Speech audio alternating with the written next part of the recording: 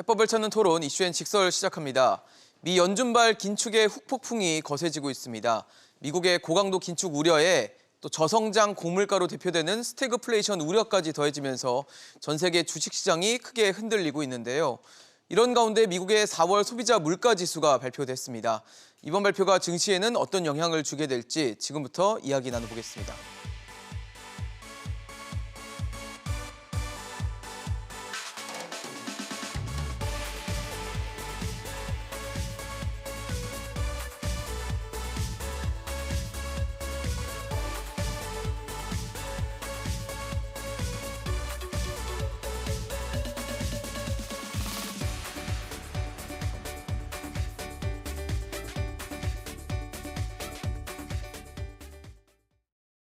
네, 오늘 함께해 주실 세 분 소개하겠습니다. 더 프레미어 강거한우 대표이사, 자본시장연구원 황세훈 연구위원, 정철진 경제평론가 나오셨습니다. 네, 어서 오십시오. 미국의 4월 소비자 물가 지수가 발표가 됐습니다. 물가 상승률 지난해 같은 기간에 비해서 8.3% 오른 것으로 나타났는데요. 3월이 8.5%였으니까 소폭 줄어들긴 했지만 시장의 예상치도 뛰어넘는 수치여서 정점인지 아닌지 여전히 좀 알기 어려운 수치인 것 같습니다. 강 대표님 어떻게 봐야 되는 숫자입니까? 8.3이라는 숫자. 지난달 8.5보다는 좀 낮아졌지만 그러네요. 시장은 8.1% 보고 있었거든요. 그러니까요. 그러니까 8.3 나왔는데 거기 중간에서 딱 조금 맞춰졌습니다. 어제 나오기 전까지 이제 피크아웃을 희망하는 사람들은 좀 내려가라 이라고 있었는데 그 생각보다는 조금 덜 내려갔죠. 그래서 어제 그 미국 시장이 현실적으로는 조금 밀렸습니다. 그래서 네. 아무래도 지금 고공 그 행진을 계속 하고 있기 때문에 나스닥이 영향을 많이 받았고 아까 전에 그 여자 그 캐스터께서 말씀하셨습니다마는 이게 보면은 CPI 영향도 있지만 또 코인 영향도 좀 많이 섞인 것 같아요. 오늘 나스닥이 뭐 3% 정도 저렇게 밀린 거에는 CPI 영향뿐만 아니라 이렇게 코인까지 들어가서 더블 임팩트를 좀 줘가지고 더 그 하락 양상이 두드러졌다 이런 생각을 하는 거고 CPI 자체로는 이제 사람들의 희망적인 그 희망은 조금 더 빨리 좀 인플레이션이 좀 수그러들기를 바라는 상황인데 이게 조금 더 길어질 것 같죠. 아무래도 그 러시아 우크라이나 전쟁 이런 상황도 지금보다 좀 장기화될 수도 있고 그러니까요. 몰도바까지 지금 들어가려고 지금 이런 뉴스들이 계속 뜨고 있잖아요. 그리고 중국 쪽에서도 지금 뭐 락다운, 도시 봉쇄가 이게 언제 끝날지 모르는 이런 그 불확실성들이 있기 때문에 인플레이션에 대한 이 기대치는 당분간은 조금 좀 접어두는 그런 그 생각을 좀 하면서 시장에 좀 접근해야 될 것 같습니다. 황세훈님 어떠세요? 뭐 고점에 대한 기대를 많이 하셨을 것 같아요. 많은 분들이 고점을 찍고 이제 좀 내려가야 되는 거 아니냐라는 걱정을 했는데 8.3이라는 숫자가 뭐 꺾이긴 했는데 이게 과연 꺾인 건지는 잘 모르겠어요. 큰 의미를 부여하기는 어렵다고 봐야 될 것 같고요. 8.3%, 8.5% 비교를 하면 살짝 떨어진 거잖아요. 그러니까요. 그렇기 때문에 다시 재차 상승할 가능성도 배제할 수는 없습니다. 더 중요한 거는 여전히 8%가 넘는 인플레이션이 유지되고 있다는 점이 훨씬 더 중요하다고 볼 수가 있는 거고요. 그리고 이렇게 8%가 넘는 수준이 당분간은 계속해서 이어질 가능성을 더 높게 예상해 볼 수 있을 것 같습니다. 고점 근처에 올라와서 이제 떨어지는 것이 아니라 이제 능선을 타고 계속 이제 움직이는 그런 형태로 가게 될 가능성을 더 높게 예상해 볼 수가 있을 것 같고요. 예. 이렇다면 경제에 계속해서 굉장히 큰 부담 요소가 될 수밖에 없다. 사실 증시도 그런 부담 요소를 반영하는 과정에 있다고 해석할 수 있는 거거든요. 그러게요. 말씀을 주신 것처럼 그러니까 이게 지금 올라가다가 어느 정도 좀 정체됐다가 다시 올라가는 형식이 좀 될 수 있다라는 걱정을 해 주셨는데 그럴 수밖에 없는 게 이미 3월 생산자 물가 지수, 그러니까 소비자 물가에 전가될 수 있는 생산자 물가 지수는 이미 또 높게 형성돼 있기 때문에 지금 11.2%였거든요. 3월에. 그러니까 뭐 과연 이게 소비자 물가 지수가 정점이냐 고점이냐에 대해서는 그렇게 긍정적으로 보기 좀 어렵지 않을까 하는 생각이 듭니다. 게다가 이번에 지표를 좀 보면은요, 이게 비단 원자재 견인 인플레도 아니다라는 걸 확인이 될 수가 있습니다. 에너지하고 먹거리, 농산물을 뺀 근원 CPI 같은 경우에도 전월 대비로도 0.6%, 뭐 전년 동월로는 6.2% 예상치를 다 상회를 했거든요. 네. 그렇다면 지금 미국이 또 우리도 마찬가지지만 겪고 있는 인플레는 복합 인플레이션이라고 하죠. 수요와 비용 모든 측면에서 끌고 있는 물가 상승이다 이렇게 보여지고 있고 지난 3월이 정점, 이 피크아웃론이 힘을 많이 잃어버린 것이 4월부터는 실은 중국의 코로나 봉쇄 재료가 있는데 4월보다는 아마 그 중국의 코로나로 경제 봉쇄에 나온 그 인플레는 이번 5월 달에 더 세게 반영될 반영이 것이 되는 게. 있거든요. 그렇다면 아직도 인플레가 정점 찍었다라고 보기는 힘들다는 점. 게다가 미국 입장에서 보면 그동안에 그렇게 높은 인플레도 저 정도로 막아낼 수 있었던 거는 저는 달러 강세라고 보거든요. 그러니까 달러 강세를 통해서 미국 내 수입 물가를 많이 낮췄던 그런 측면도 있습니다. 원자재 가격 부담을. 근데 이제는 미국만이 자국 통화를 강하게 하려는 게 아니죠. 네네. 최근에 보면 뭐 말레이시아, 호주 다 금리 인상입니다. 지금 그러니까요. 유럽만 ECB만 멈춰 있지 우리도 이제 금리 인상이고요. 그럼 모든 나라들이 저마다 소위 말하는 인플레를 깨기 위해서 자국 통화 가치를 올리려는 이 통화 강세 정책을 피게 된다면 실질적으로 달러는 약세로 되는 거고요. 이 달러가 상대 가치니까. 그렇다면 미국이 경험하게 될 인플레이션은 훨씬 더 크지 않을까 이렇게 보고 있습니다. 네, 앞서 뭐 세 분이 다 지적해 주신 대로 우크라이나 사태가 사실 언제 끝날지도 잘 모르겠고 이로 인한 뭐 원자재 가격 상승도 연동이 돼 있고 여기에 앞서 말씀하신 본격화되지 않은 그러니까 아직 영향이 제대로 반영되지 않은 중국 봉쇄까지 적용이 된다면 당분간 어떤 시장 불안, 증시가 반등할 수 있는 기회는 좀 멀어진, 요원하다라고 보는 것도 무리가 아니라는 생각이 드는데 어떻게 봐야 됩니까? 그렇게 지금 볼 때 전체적인 매크로 변수들은 전부 다 거의 부정적인 것만 계속 나오고 그러니까요. 있어요. 오히려 부정적인 게 저 하나하나 이렇게 중첩되는 이런 상황인데 시장 지표들은 오히려 지금 바닥 시그널들이 약간씩 나오는 데도 있어요. 그래요? 그리고 밸류에이션이라는 게 상당히 제일 저는 개인적으로 문제였다고 그동안 문제였다고 생각하는데 예. 밸류에이션이 예전에는 고공행진을 하는 걸 다들 그냥 눈 감고 있었어요. 왜? 금리가 뭐 바닥에 있었잖아요. 미국 뭐 페드 금리가 뭐 0%, 제로금리였죠. 0.25 여기에 있었기 때문에 그 금리 신경 안 썼거든요. 할인율 신경 안 쓰고 그냥 기대감만 있으면 뭐 주가가 이렇게 폭등하는. 풍상승 폭등하는 이런 양상이었는데 지금은 금리가 지금 올라간다고 하는 거고 금년에 뭐 2.75도 갈 수도 있고 3.0까지도 기준금리가. 갈 수 있다는 얘기를 계속 하잖아요. 그렇다고 하면은 그 주가 밸류에이션의 역비례로 지금 하는 할인율 자체가 높아진다는 얘기예요. 할인율이 높아진다는 생각을 하니까 지금 자꾸 움츠러들게 되는 거고 시장 밸류에이션도 같이 내려오는 거예요. 미국 S&P 500 같은 경우에 지금 PER이라고 우리가 흔히 보는 척도가 있지 않습니까? 그렇죠. 17배 수준까지 내려왔어요. 7배요. 예. 과거 지금 5년 평균보다 지금 일단은 내려와 있고 그래서 이게 최근에 보다는 좀 내려와 있고 과거 한 10년 평균 이 정도 수준까지 지금 와 있거든요. 그래서 더 내려갈 수는 있습니다만은 어느 정도 이제 평균 수준까지는 많이 내려와 있고 우리나라 밸류에이션도 봐도 조금 뭐 상당히 이제 하단 근처로 지금 가고 있어요. 제가 한 1년 전에 여기 방송 나와가지고 그때 지수가 하늘을 찌르면서 막 날아갈 때 저는 그때 플러스 3시그마 지금 밖에 영역에 있다. 이런 상태가 유지될 수 없다. 과도하다.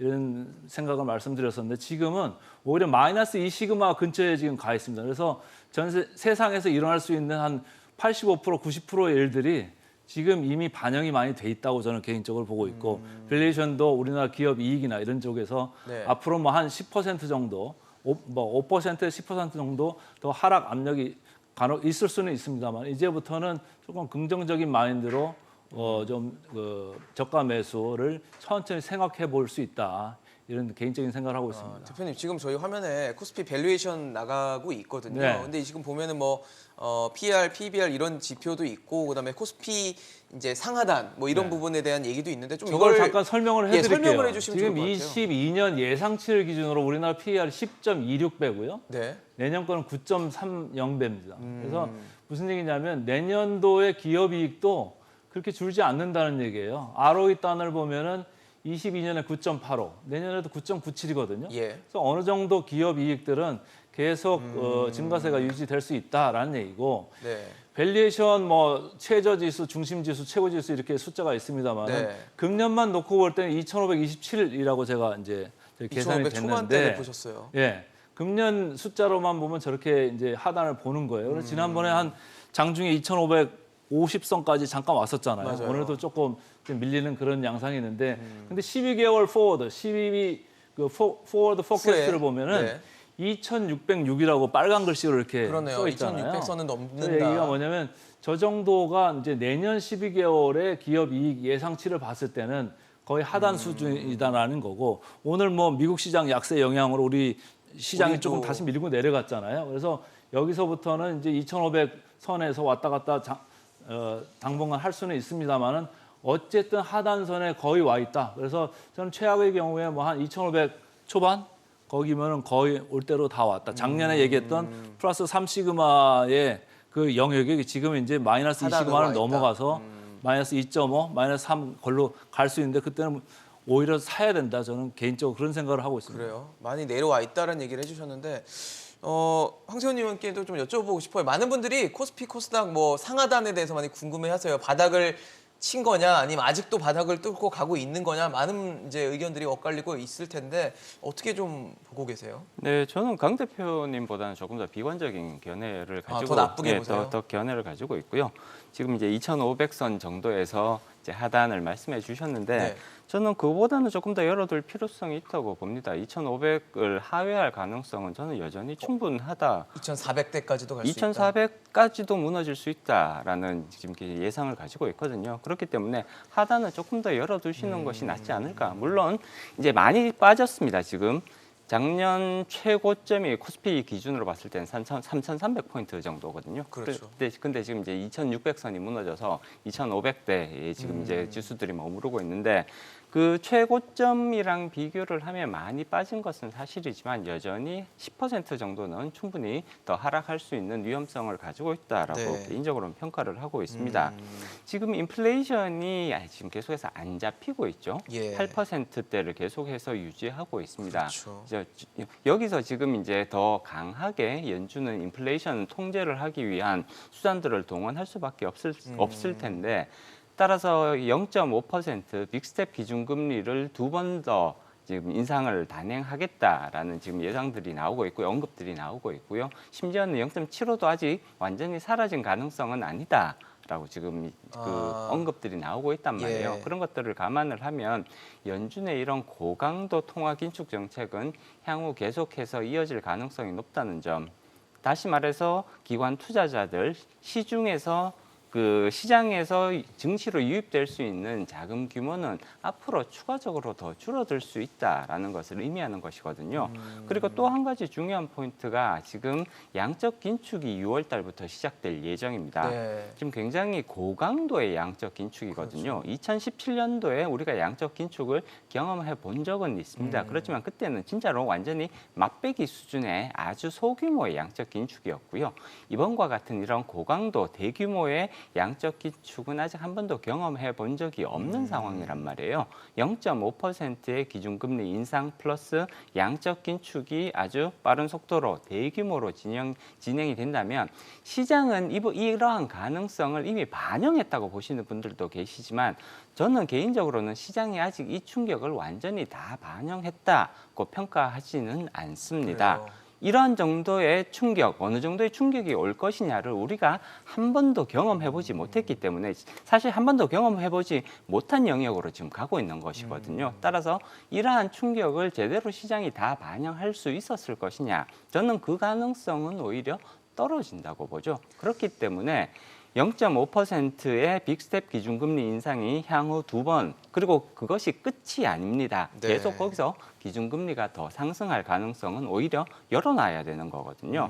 그렇다면 이러한 고강도 통화 긴축이 이루어졌을 때 네. 나타날 수 있는 충격 플러스 이 정도의 통화 긴축이 이루어졌을 때 경기 침체가 나타나지 않는다면 그것이 오히려 더 이상한 모습이라고 볼 수가 있습니다. 연준은 경기 침체의 위험성을 감수하고서라도 인플레이션을 잡겠다라는 의지를 분명하게 드러내고 있고요. 이 정도의 빠른 통화 긴축 상황에서는 경기 침체는 사실상 불가피하다고 봐야 될 것 같습니다. 그렇다면 유동성 축소와 경기 침체의 가능성을 모두 다 반영한다면 향후 주가는 추가적인 하락이 충분히 가능하지 않겠느냐. 2,500이 무너지는 가능성은 오히려 저는 현실적인 가능성이라고 판단을 하는 거죠. 물론 뭐 안 그랬으면 참 좋겠습니다만 최악의 상황을 또 대비해야 되는 부분도 분명히 존재를 하기 때문에 이런 부분이 우려가 되는데 최근에 뭐 여러 가지 이 주식시장의 향방을 보면 기술주들이 참 널뛴다 싶을 정도의 큰 움직임을 많이 보여주고 빠지면은 특히 나스닥 같은 경우는 뭐 지수 자체가 아예 뭐 4%씩 빠지고 막 이런 식의 3, 4%씩의 변동성을 보여주다 보니까 많은 분들이 또 특히 미국 언론에서는 뭐 2000년대 초반에 있었던 닷컴 버블의 재현 아니냐 이런 걱정까지도 하는 것 같아요. 이거 무리한 생각입니까? 뭐 좋게도 나쁘게도 함께 바라볼 수가 있겠죠. 그러니까 닷컴 버블이 아니라고 생각하려면 이미 우리가 생각했던 기술주들이 닷컴 버블 당시에 맞았던 것만큼의 폭락을 이미 맞았습니다. 뭐 넷플릭스도 그렇고요, AMD도 그렇고요, 엔비디아도 그렇고 이게 지금부터 빠진 게 아니라 벌써 뭐 40에서 크게 많게는 빠졌었죠. 70% 이상을 예. 맞고 있는 지수대이기 때문에 여기서부터는 시작이다라고 볼 수가 있겠고요. 그러나 닷컴 버블의 끝난에 준하는 것만큼 충격이 더 남아있다라는 쪽은 아직 나스닥에서도 면면을 바라보면 두 종목이 남아있죠. 이 애플과 바로 이제 이 테슬라입니다. 네. 그렇기 때문에 애플이 만약에 여기서 무너지게 될 경우에는 상황이 좀 더 심각해집니다. 애플 같은 경우에는 나스닥만 상장돼 있는 게 아니라 S&P 또 다우에 함께 상장돼 있기 때문에 결국 애플의 마지막 진검승부를 끝내봐야 실은 바닥이든 닷컴 버블이든 뭐든 확인할 수 있다라는 이제 그런 의견이 함께 존재하는데요. 국내 투자자들 같은 경우에는 저는 아예 좀 기술적인 측면도 좀 고려했으면 좋겠다. 이게 뭐냐? 네. 그동안에 우리 코스피의 바닥은 누가 만드느냐? 뭐 인정하고 싶진 않지만 외국인들이 만들어줍니다. 예. 바닥이 됐을 땐 귀신같이 그 자리에서 사기 시작하거든요. 그렇죠. 예. 안 사지 않습니까? 하고 사도 하루 이틀 사면 안 되고요. 요즘에 이제 추세적으로. 5거래일, 예. 적어도 5거래일, 최소 6거래일 사는 양도 1조에서 1천 5천 정도 순매수를 해줘야 그때 우리가 바닥이고 이제 외국인이 들어오는구나라는 걸 볼 수가 있을 텐데 그러니까 우리가 여기가 바닥이다 저기가 바닥이다라고 이제 예측은 하지만 그렇죠. 실제 매매에 있어서는 그런 과거에서 보여줬던 그 외국인들의 패턴들을 확인하는 것이 이 테크닉상으로 맞지 않나 보고 있고 저는 오늘 새벽에 봤던 지표 중에 하나만 짧게 말씀드리면 네. 10년 만기 국채 수익률이었습니다. 이게 지금 2.8%대까지 떨어졌거든요. 네네. 결국 그렇다면 지금은 인플레다. 인플레를 잡으려고 빅스텝, 자이언트 스텝, 금리 인상이다라고 하지만 진짜 주식시장에 두려워오는 것은 아까 우리 황 연구원님도 말씀하셨지만 경기 침체거든요. 예, 그러니까 10년물 금리가 이 대목에서 3%로 더 치고 올라가기는커녕 2.9, 2.8까지 내려와. 그렇다면 10년물 국채 금리가 떨어진다는 것은 큰 틀에서는 아직 마지막 악재, 경기 침체면 어떡하지라는 것들 거기서 더 슬라이딩 돼가지고 2년이랑 또 역전되면 뭐 그 유명한 장단기 금리 역전 잠깐 네. 나왔다가 지금 풀렸는데 경기 침체도 우려가 커졌다라고 네, 봐야 돼요. 그거를 한 번 더 맞았을 때가 충격이 그게 이제 진바닥이 아닐까. 만약에 시기상으로 그 지수대야 뭐 신의 영역이니까요. 그러면 좀 더 호흡을 좀 보고 기다려야 되지 않나 이런 생각을 해요. 그렇네요. 제가 채권. 걷다가 하나만 더 붙여서 말씀을 드릴게요. 네. 최근에 보면은 미국 시장 떨어지는 거에 비해서 우리나라 시장이 그래도 잘 견디는 편이에요. 그렇게 생각이 돼요. 네, 지표만 그렇게 봤을 생각이 때. 들죠. 네. 특히 뭐 금년 연초부터 주가 대비 제가 차트를 하나 그려왔는데 예. 미국 시장하고 한국 시장 이렇게 비교를 해보면은 네. 나스닥이 떨어진 거에 비해서 우리나라 코스닥이나 이런 거 코스피는 네. 잘 견디고 있어요. 어, 상대적으로. 그럼 왜 이렇게 잘 견딜까? 네네. 미국에서는 지금 아까 얘기한 팡 주식 같은 주식들의 주가 하락폭이 뭐 어마어마하지 않습니까? 제가 이제 그 숫자들 좀 네. 가지고 왔는데 글로벌 시장 수익률을 봐야 될까요? 네, 그 팡하고 한국 대형 IT주들을 제가 그 비교하시는 PER하고 걸로. ROE를 네. 지금 제가 비교한 테이블을 그 네, 화면에 좀 저희 띄워주시면 화면에 좀 좋을 것 보여드리면서 같은데, 예, 지금 설명드릴게요. 나오네요. 지금 팡이죠. 그래서 네. 메타 플랫폼 뭐 17배, 그다음에 애플 25배, 아마존 65배, 넷플릭스 17배, 알파벳 20배. 이게 다 PER 숫자거든요. 네네네. 이 옆에 보세요. 삼성전자 9배, SK 하이닉스 6배. 현저하게 어떡하라고요? 차이가 나네요. 더 빠지라고요, 여기서? 자, 근데 옛날 닷컴 버블하고 다르다는 얘기는 비슷하다는 얘기는 저는 동의할 수가 없는데 예. ROE를 보세요. 전부 다 29%, 149%, 18%, 31%, 31%. 다 돈 많이 벌잖아요. 오히려 우리나라 삼성전자가 못 버는 축이에요. 15%네요. ROE 15%. SK하이닉스 18%. 옛날 닷컴 버블 때 제가 삼성증권에서 코스닥 팀장하고 있을 때인데 네네. 처음부터 그냥 희망감으로만 주가가 날아갔다가 아. 그 희망감이 없어지니까 코인도 오늘 뭐 몰락했습니다만 폭락을 하죠. 비슷하게 네. 갔어요. 근데 지금은 ROE들이 저렇게 돈을 벌어내는 이런 상황이다. 단지 밸류에이션이 저렇게 높기 때문에 우리나라 대비해서도 아직도 엄청나게 높기 때문에 더 하방을 열어놓을 가능성이 있는데 한국은 여기서 더 추가적으로 내려가기도 만만치 않은 이런 지금 기업 실적이고 기업 밸류에이션이다. 그래서 제가 볼 때 여기서 좀 내려갈 수 있겠죠. 뭐 5% 10% 내려갈 수 있는데 거기 어디에서 2,500, 하단이 2,500 뭐 그 근처에 하단을. 어디서 사면은 뭐 아마 괜찮을 겁니다. 제 근데 생각으로는. 삼성전자, SK하이닉스 갖고 계신 분들은 그렇게 희망적인 생각을 안 하시는 분들도 계실 것 같아요. 그동안 너무 오랜 시간 버티셔서. 그러니까 제가 말씀드린 거는 대세 상승을 말씀드리는 게 아니고 그 정도 되면은 옥석을 골라가지고 가려가지고 충분히 그 리턴을 낼 수 있는 그런 주식들을 편안하게 살 수 있는 그런 때가 올 것이다 이런 생각입니다. 위원님 어떠세요? 참 이게 참 어렵죠. 요즘에 시장 정말 어렵다는 얘기 정말 많이 네. 듣는데 진짜 어렵습니다. 종목별로 좀 다른 이제 양상이 나타날 가능성은 충분하다고 봅니다. 앞서 말씀하셨듯이 삼성전자나 SK하이닉스 같은 그런 대형 우량주는 사실은 이제 하단 근처까지 와 있는 것 같기는 해요. 많이 낮아요. 하반 경직성 충분히 지금 확보되어 있는 상황이라고 평가를 할 수가 있습니다. 네. 그럼에도 불구하고 시장 전체로 보면 지수 전체로 보면 여전히 추가적인 하락의 가능성은 있다고 봐야 될 것 같고요.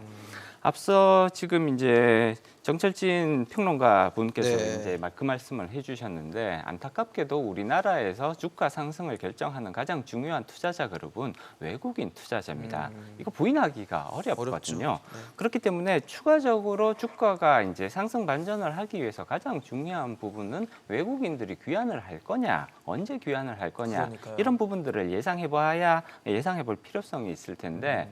적어도 3분기까지는 외국인들의 귀환은 어렵지 않을까라는 개인적인 전망을 가지고 있습니다. 3분기까지요? 3분기까지는 적어도 외국인들의 본격적인 귀환을 기대하기는 어려울 것이다라는 전망을 지금 저는 개인적으로는 가지고 있거든요. 지금 외국인 투자자들 연준의 통화 정책 결정에 가장 크게 영향을 받는단 말이에요. 네. 그렇기 때문에 연준이 저렇게 돈줄을 쥐고 있는 상황에서 외국인들이 가지고 있는 자금, 여유 자금이 많을 수가 없다. 더더군다나 한국 시장으로 끌고 올 수 있는 자금의 양이라는 것은 줄어들면 줄어들었지 늘어나기는 어려운 상황이란 말이에요. 6월 달에 양적 긴축이 시작됩니다. 네. 풀려나갔던 채권들을 딱 이제 걷어들이죠, 이제. 걷어들이면서 이 시장에 풀려있던 자금들이 연준이 급속하게 빨아들인다라는 것을 의미하는 거거든요. 그러면 외국인 기관 투자자들도 글로벌 시장으로 가지고 나올 수 있는 자금은 사실상 거의 없어져 버린다는 것을 의미하는 것이거든요. 그렇죠. 따라서 이렇게 양적 긴축까지 시작되는 상황에서는 외국인들의 귀환을 본격적으로 기대하기가 어렵다. 특히나 이런 효과는 양적 긴축이 시작되는 타이밍에 집중될 가능성이 높다고 봅니다. 6월 달에 시작되면 6월 달, 7월 달, 8월 달 이 3개월 정도는 양적 긴축의 효과가 집중되는 시기이기 때문에 외국인들의 포지션 조정이 오히려 더 격렬하게 일어날 가능성이 높다고 예상해 볼 수가 있죠. 네. 그렇다면 당연히 외국인들의 귀환은 적어도 8월 달 내지는 9월 달까지는 쉽지 않을 가능성이 높다라는 점을 예상해 볼 수가 있는 것이고요. 위원님 그러면 좀 여쭤보고 싶은 게 지금 양적 긴축이 6월부터 시작되니까 외국인들이 당분간 돌아오긴 좀 어려울 것 같다 얘기를 주셨는데 제가 알기로는 양적 긴축의 속도를 더 높이는 시점이 3개월 후로 알고 있거든요. 그렇습니다. 그러면 그때는 더 돌아오기 어려워지는 거 아닙니까? 그렇기 때문에 최소한 9월 달까지는 네. 저는 외국인의 귀환이 쉽지 않다고 판단을 하는 것이 양적 긴축이 처음에는 작은 규모로 시작됐다가 네네. 9월 달쯤 되면 이제 950억 폭을 넓히죠. 더 폭이 네. 넓어진단 말이에요. 물론 이 효과는 앞서도 말씀드렸듯이 초기 단계에 집중이 됩니다. 나중돼서 예를 들어 내년도에 양적 긴축이 여전히 950억 달러로 진행이 된다고 하더라도 그 효과는 초기에 비해서는 많이 떨어질 수밖에 없어요. 포지션 조정이 그만큼 초기에 격렬하게 일어나면서 충격을 흡수해 버리기 때문에 이 이후에는 그 효과는 분명히 시장에 미치는 효과는 떨어집니다. 그렇지만 그 초기 단계에서는 아직도 외국인 투자자조차도 그 충격이 어떠한 방식으로 나타날지, 나에게 얼만큼 큰 규모로 나타날지를 사전적으로 정확하게 판단하기, 예측하기는 어렵다고 봐야 되는 거고요. 그렇기 때문에 적어도 9월까지는 외국인들의 귀환을 기대하기는 어려울 가능성이 크다. 코스피가 본격적인 상승 반전을 하기에는 분명히 많은 시간이 걸릴 수밖에 없다라고 예상을 하게 되는 거죠. 네, QT, 그러니까 양적 긴축에 대한 얘기까지 해주셨는데 뭐 그와 함께 병행되는 게 지금 그러니까 기준금리 인상이에요. 긴축의 시대로 들어왔기 때문에 기준금리 인상을 어떻게, 어떤 속도로, 어떤 폭으로 할 것인가가 지금 굉장히 주목받고 있고 이미 연준에서는 50bp라는 빅스텝을 한번 밟았기 때문에 향후에 50bp 뭐 두세 번 할 수 있다, 혹은 75bp 갈 수 있다, 각종 얘기가 나오는데 어떻게 좀 전망하고 계십니까?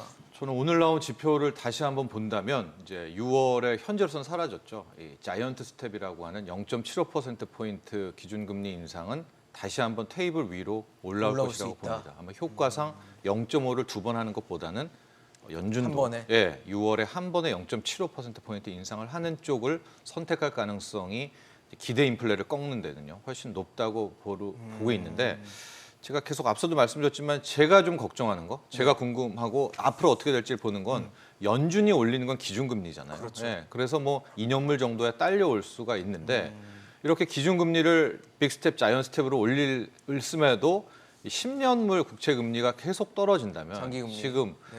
그러니까 이럴 수가 있죠. 언제는 3% 넘어가지고 떨어졌다면서 지금 왜 또 무슨 딴 말 하냐라고 하는데, 실은 중기적으로 봤을 때 주식시장에서 딸려 금리가 올라가는 건 오히려 낫습니다. 그게 이 시점에서 연준은 기준금리를 올리는데 10년물 금리가 떨어진다. 여기서부터는 실은 우리가 걱정하는 물가는 물가대로 오르고 경기는 경기대로 망가지는 이제 스태그플레이션의 우려거든요.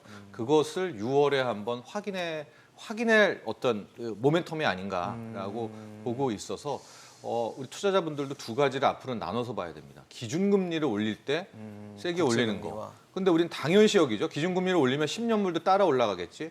당연하면 당연이죠. 근데 10년물이 떨어진다. 그렇다면 당연하지 않은 주식시장은 거잖아요. 상당한 충격을 일단 한 번은 맞고 그 다음에 다음 해법을 찾아볼 수가 있겠다. 뭐 좀 이따 다시 한번 설명하겠지만, 그럼에도 불구하고 제가 밤마다 아침마다 요즘 보고 있는 건 베네수엘라 주식 차트입니다. 이게 뭐냐면 다 망했잖아요, 국가가. 네네. 근데 그 인플레라는 게 굉장히 묘해서 명목치를 치고 올리거든요. 그러니까 베네수엘라의 영국 주가 인플레이션, 상승률은 뭐 이렇게 서 있습니다. 네. 폭등하고 그러니까 있는 거군요. 여기서 저도 뭐 인버스나 숏을 잡기가 두려운 것이 인플레가 어디로 튈지를 모르니까. 모르는 상황이거든요. 가령 에너지 기업이라든가 먹거리 기업은 인플레가 더 심해지면 명목치를 반영해서 막 주가가 폭등해 버릴 수가 있기 때문에 그것도 하락 투자하시는 분들, 하방 투자하시는 분들은 늘 보시면서 해야 되는. 베네수엘라 차트를 보시면서 마음을 이렇게 좀 달래야 되지 않을까 봅니다. 그래서 이제 제가 강조하고 싶은 게 매크로 지표하고 기업 이익은 반드시 동행하지 않는다. 저는 그런 얘기를 해요. 왜? 인플레이션 그 가격을 전가할 수 있는 기업들은 올라간다니까요, 주가가. 대체적으로 톱다운으로 볼 때는 내려가는 게 맞죠. 근데 기업들이 그 가격 그거를 갖다가 전가해요. 다 전가할 수 있는 기업들이 많아요. 그런 회사들은 오히려 EPS가 좋아지는 그런 그 경향이 있기 때문에 우리나라 지금 덜 빠지는 것도 그런 거를 개별 기업으로 지금 봐야 된다. 그런 말씀을 강조하고 싶습니다. 대표님께 그것도 여쭤보고 싶어요. 75bp 기준금리 인상 가능성은 어떻게 보세요? 저는 뭐 50bp 정도면 지금 이제 컨센서스로 되어 있는 거고 예. 75bp 정도면 지금 기대치가 약간은 올라가고는 있습니다만 아직 뭐 20% 정도대에 불과한데 뭐 75bp를 올리면 이제 아까 금방 얘기했습니다만 기대 인플레이션 같은 그런 거를 꽝 충격 요법을 억누르기 줄 수 위해서, 있겠죠. 네. 예. 그래서 그런 거를 이제 한번 볼 수 있는데 그 정도면은 이제 거의 뭐 사람들이 더 그 다음에 더 센 거가 네. 더 올 건가 이 생각을 할 텐데 그 다음에 센 거가 아니고 그 다음에 또 뭐 베이비 스텝이나 50이나 25bp 나. 이렇게 갈 수 있으면 그 변곡점이라는 게 항상 그런 때 나오는 거거든요. 항상 뭔가 이게 전환점이 있을 때 되게 센 게 충격이 왔을 때 근데 그 저점을 형성할 가능성이 많고 최근에 그 다우존스나 S&P나 나스닥 저는 그 변환점의 심리도 이런 걸 많이 같이 보는데 펀더멘털과 더불어서요.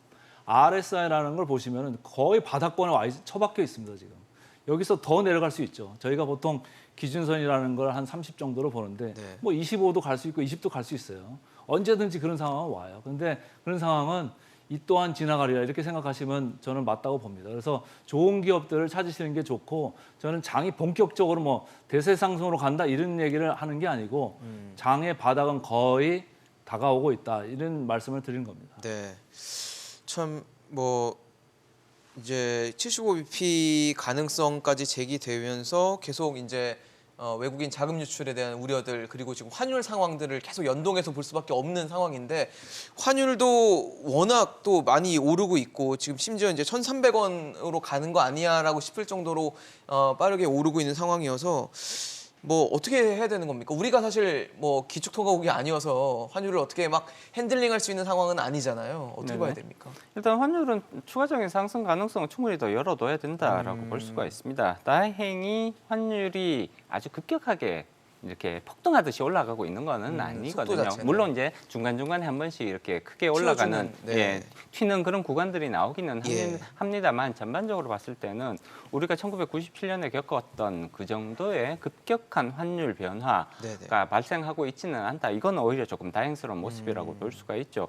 사실 1,300원 정도 되면 이제 부담을 느낄 수 있는 기업들도 있습니다만 그렇죠. 수출 기업들한테는 오히려 이런 환경들은 그렇게 크게 위협이 되는 요소까지는 아니거든요. 물론 에너지 가격, 수입 에너지, 수입 원자재 가격이 높아지면서 인플레이션 압력으로 작용할 가능성은 커지고 있다라는 점은 부담으로 작용할 수 있습니다. 그렇지만 현재의 이런 정도의 이제 변화 속도라면 충분히 국내 기업들이 여기에 적응할 수 있는 그런 이제 어느 정도의 시간적 대응 여력은 가지고 있다 이렇게 평가를 해볼 수가 있을 네. 것 같고요.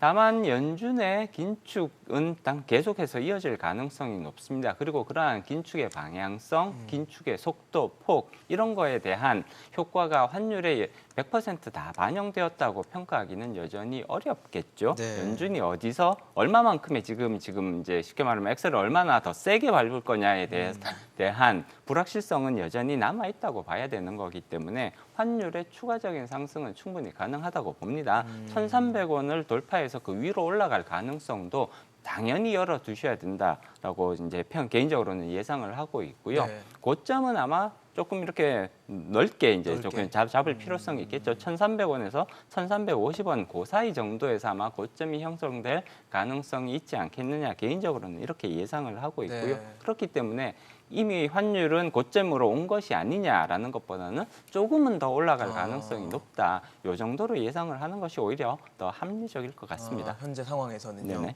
글쎄요. 기준금리도 미국이 굉장히 빠르게 올리고 있어서 우리와의 역전 가능성이 지금 계속 제기되고 있고 그리고 환율도 오르고 그러다 보니까 아까 말씀하신 외국인들이 우리 시장에 올 만한 요인들이 많이 없어지고 있는 상황인 것 같은데 환율은 어떻게 보고 계십니까? 저는 이제 일단 한번 틀려가지고 네. 제가 여기서 다시 수정을 하고 근데 있는데 그 정도로 예상하기 참 네. 어려운 상황이었어요. 환율 자체가. 네, 저는 1,250원 밴드가 상당히 두텁다고 봤고요. 보셨어요? 네, 달러도 달러 인덱스로는 103.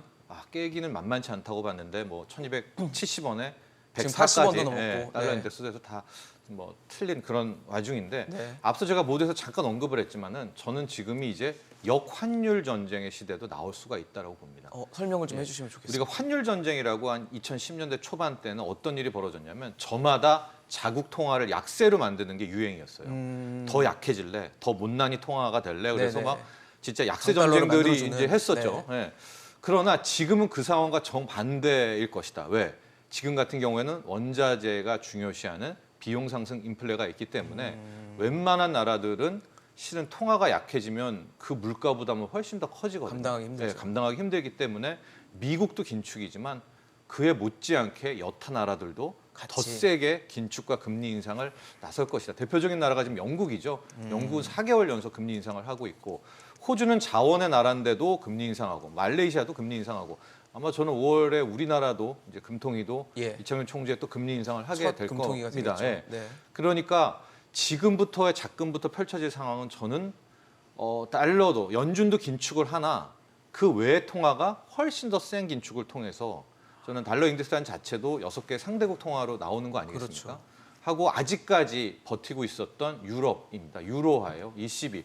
전 유럽 중앙은행이 왜 저렇게 아무 짓도 안 하는지가 늘 미스테리거든요. 유럽인들도 유로존도 지금 물가 상승 때문에 국민들 다 죽어나가는데 끝까지 긴축 언급을 안 하는데 이제 ECB마저도 네. 저는 이제 긴축으로. 긴축으로 예, 금리 인상으로 돌아서게 된다면 처박혀 있던 유로화가 고개를 들고 이제 유로화 강세가 된다면 지금까지 극심했던 달러 인덱스 혹은 달러 가치 강세가 멈칫하지 않을까. 예.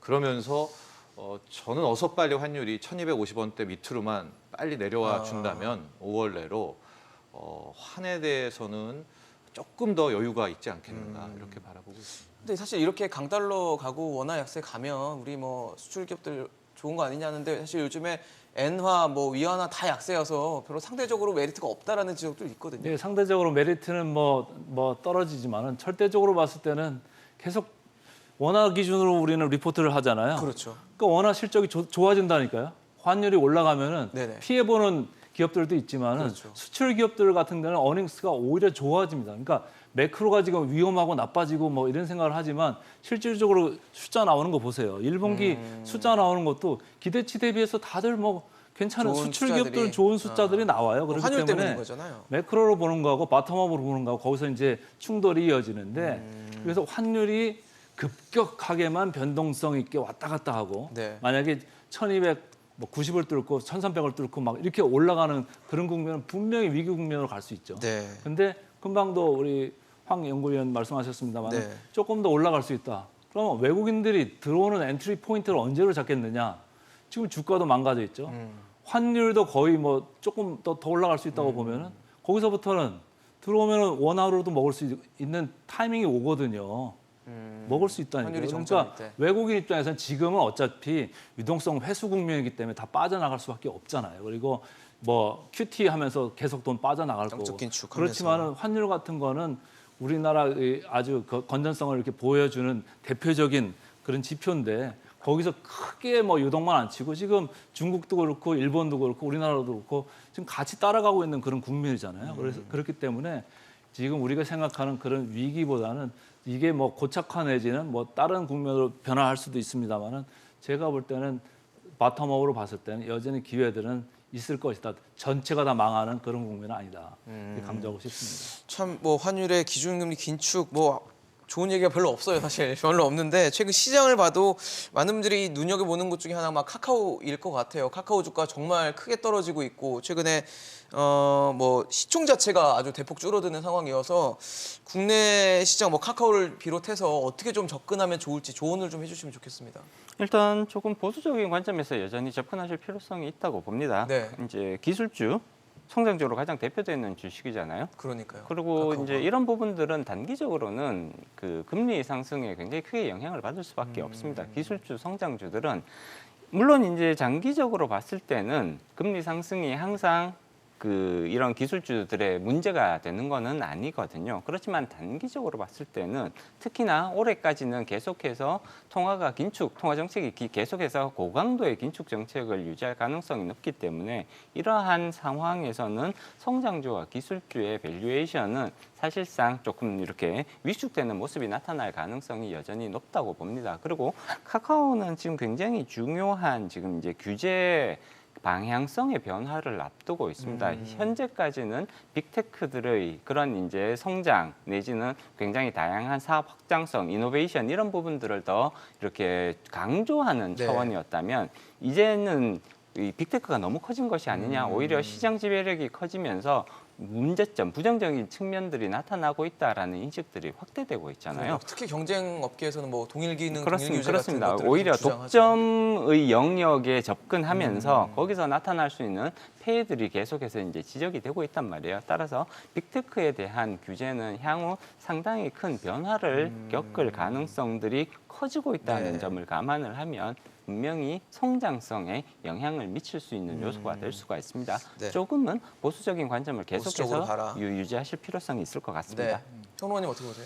그러니까 지금부터 어느 기업에 투자해야 되냐? 저는 이런 조언을 드리고 싶은 게요. 욕하면서도 그 물건을 꼭 살 수밖에 없는 그런 기업들. 실제로 실물 네, 경제에서도 생존을 위해서는 내가 다 안 써도 이거는 써야 된다. 예, 써야 되는 그런 기업의 주가와 EPS는 훨씬 더 커질 수가 있다라고 보여집니다. 그러니까 대표적인 게 최근 NFT 시장 여러분 보시면은요. 네. 한때 25억에 팔렸다, 뭐 50억에 팔렸다. 그거 지금 800만 원에 내놔도 살려는 사람이 지금 없습니다. 없을 이게 무슨 정도로. 얘기냐면 돈이 남아 돌 때, 유동성이 넘칠 때야 뭘 가상자산에 못합니까? 들어갈 수 있죠. 하고 메타버스도 망한다는 게 아니라 분명 가겠죠. 10년 뒤에 메타버스 만나겠지만 지금 돈이 말라가지고 당장 인플레이션 때문에 생계비가 부족한데 필수적이진 않다는 거잖아요. 않지 않습니까? 네. 그렇다면 앞서 우리 플랫폼도 마찬가지인 거예요. 요즘에 뭐 배달 플랫폼들이 약세고 배달을 안 시킨다. 그게 엔데믹 때문에 안 시킨다라고 또 많이 보도가 되지만 실은 그 수수료, 배달 TV든 배달 수수료가 이제는 돈이 넘칠 때야 턱턱 8천 원, 그냥 만 원씩 내고, 냈지만 뭐 지금은 이제 뭐 그것도 너무 비싸다고 부담스러운 부담스러운 거거든요. 거죠. 예. 플랫폼이라는 건 중간에 수수료 떼는 거잖아요. 이 인플레 높이는 거 아니겠습니까? 당연히 정부 규제가 들어갈 것이고 그렇다면 투자 포트폴리오는 에너지 기업이라든가 진짜 필수 먹거리 기업이라든가 정말 필요한 걸로 주목해라. 그런 쪽으로만 이렇게 포트를 짜는 것이 생존에 연관된 기업들 그런 투자 전략이 필요하지 않을까 보고 있습니다. 강 대표님도 조언 좀 주세요. 카카오 제가 테이블 하나만 설명드리면 아주 간단하게 이해가 되실 테이블이요? 거예요. 네. 예, 그림 하나 제일 보여드릴까요? 마지막에 있는 테이블을 좀 열어주시면 예. 좋을 것 같은데 네, 지금 화면에 나가고 있습니다. 카카오뱅크, 네. 카카오페이 숫자 좀 보세요. PER PER 코스피하고 대비해서 일단 엄청 높지 않습니까? 3천인가요, 저게? ROE를 그럼 비교를 한번 보시면 코스피가 10%인데 ROE 비해서 카카오뱅크, 카카오페이 여전히 보잘것없는 수준이잖아요. 그러네요. 왜 주가가 떨어졌느냐? 공모가가 너무 높았습니다. 그리고 지금도 여전히 주가 저는 높다고 보여지고요. 그렇기 때문에 지금 내려가는 거지. 카카오페이는 공모가가 잠깐 깨지기도 했어요. 예, 제자리를 찾아가는 그 긴 여정을 지금 하고 있는 거예요. 돈을 못 벌잖아요. 그리고 언제 벌지도 잘 모르겠고. 예. 그렇기 때문에 내려가는 거지. 이게 뭐 크게 뭐 기대감만 가지고 올라갔던 주가이기 때문에 기대감이 없으면은 내려가는 떨어질 거예요. 수밖에 없다. 그리고 금리 올라가는데 그 버티고 있을 재간이 없습니다. 네, 알겠습니다. 오늘 뭐 좋은 얘기를 별로 못 해드린 것 같습니다. 참 그 정도로 지금 상황 자체가 굉장히 어렵고 복잡하게 얽혀 있다라고 보일 수밖에 없는 상황인데요. 말씀하신 것처럼 미래의 좀 최악의 상황들에 대비하면서 좀 보수적인 접근이 좀 필요한 그런 시장이 아닌가 싶고요. 정말 필요한 것들에 대해서는 좀 주목하면서 선택과 집중을 잘 할 수 있는 그런 시기가 또 그런 투자가 되기를 저희도 기대하겠습니다. 오늘 강관우 대표이사, 황세훈 위원, 또 정철진 경제평론가와 함께했습니다. 이슈앤직설 오늘 준비한 소식은 여기까지입니다. 지금까지 시청해주신 여러분 고맙습니다.